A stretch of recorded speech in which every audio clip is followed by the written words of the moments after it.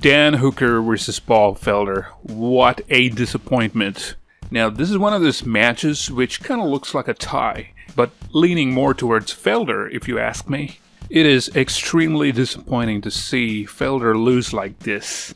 You know who won that fight. Dana knows that too.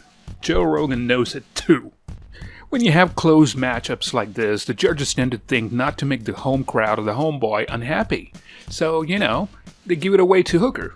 And it is safe to say that they gave it to Hooker because it was his hometown in New Zealand. So, Paul Felder won that fight. There you go, I said it.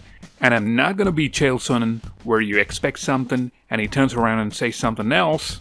And you go like, that's such a different way of looking at it, Chael. That is some great analysis. Alright, so coming back to the main event, Fight Night 168.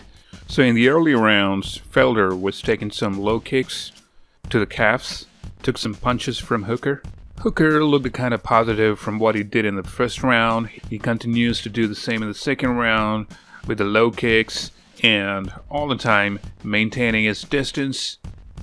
Felder had his round starting from the third. He started to work on his jabs, but Hooker was still keeping his distance, not allowing Felder to get too close.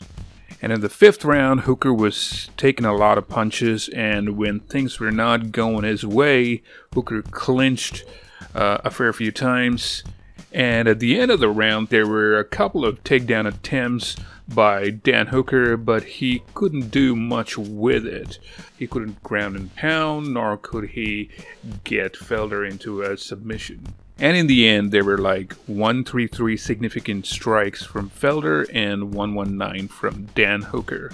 Even though those takedowns don't matter a lot, my mind can't stop recreating the fifth round where Felder actually should have moved away from Hooker in order to avoid the takedowns. You know what I mean? Not only is this decision by the judges bad for Felder, but also to Dan Hooker, because without being really tested, he might get into bad situations with his next opponent.